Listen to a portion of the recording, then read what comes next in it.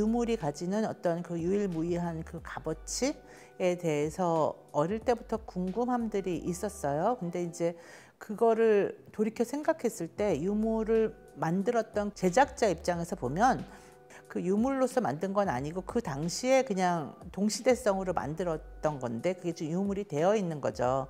예를 들어서 화장실 프로젝트 같은 경우 화장실에서 사람들에게 쓰여졌을 때는 어떤 일종의 실용성이 있고요. 그다음에 장식성이 있는데 미술관으로 이미 들어왔을 때는 어떤 비누라는 성질을 잃어버리는 것과 같죠. 실용적인 차원에서 봤을 때 이제 그게 유물에서 보여지는 것과 굉장히 비슷한 맥락이라고 보여지는 거예요.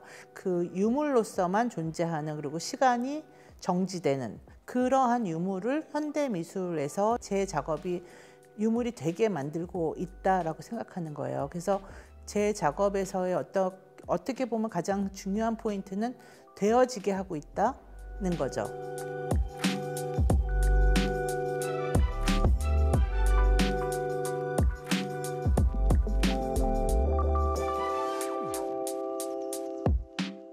이제 조각들의 어떤 특징이라는 게 이제 회화랑 좀 다를 수 있다 그러면 야외 설치들이 이제 많이 가능한 것들이죠. 그런데 이제 이것이 비누로 만들어진 조각이 야외에 설치된다라고 했을 때 어떤 관객들 입장에서는 가장 아찔한 것이 되는 것 같아요. 비누는 사람들의 심리 속에서 가장 나약한 재료고요. 저에게는 제가 항상 이렇게 약간 씨름을 하게 만드는 상당히 강한 재료이기도 하거든요.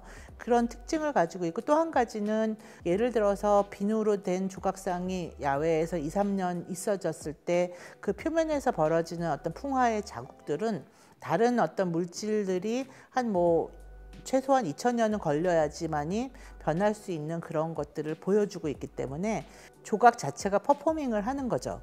그것이 이제 끝나고 전시장 안으로 들어왔을 때는 거기서부터 보존하는 어떤 차원으로 넘어가는 거기 때문에 비누로서 쓰여지는 어떤 기간과 또 이것이 건들면 안 되는 미술품으로서 존재하는 어떤 시간들을 이렇게 나눠보면서 우리가 유물이라는 것이 무엇이고 현대미술이 무엇이고 또는 조각으로서의 존재는 무엇인가를 생각해 보게 되는 어떤 그런 계기를 관객들에게 던져보는 어떤 프로젝트라고 볼 수 있겠어요.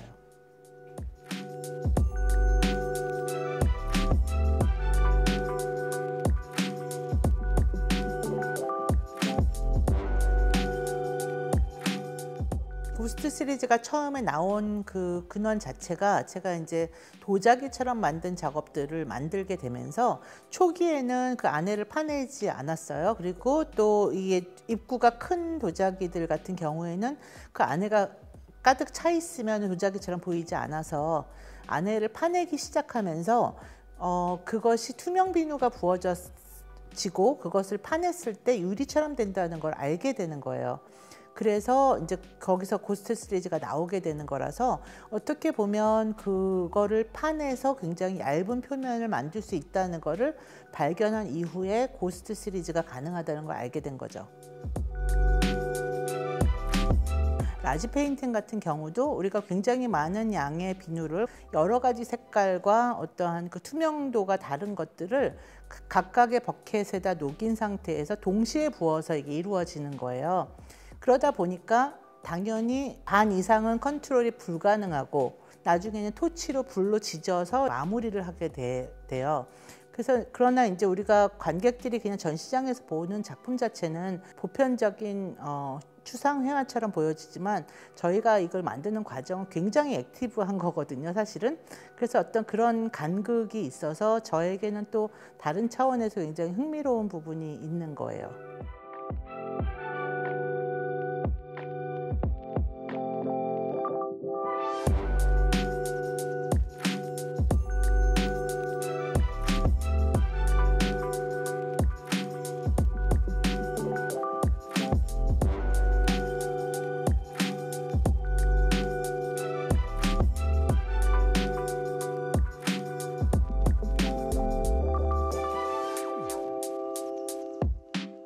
그러니까 저의 작업을 이제 모르셨던 분들에게 전체적인 어떤 작업의 경향 또는 저의 여태까지 작업을 해온 태도를 보여드리는 것이 중요하지 않겠는가 생각을 해서 이제 지어진 제목이겠고요. 기존에 있었던 어떤 인류 역사상 존재했던 많은 것들에 대한 관심들을 현대 미술로 끌고 나와서 새로운 것을 만들기 위해서 새로운 곳을 보는 것이 아니라 그 과거의 것들이 어떻게 있어 왔고 그것을 작가로서의 제가 어떻게 그것을 바라보느냐 하는 그런 태도가 중요했다라고 생각을 했던 거죠.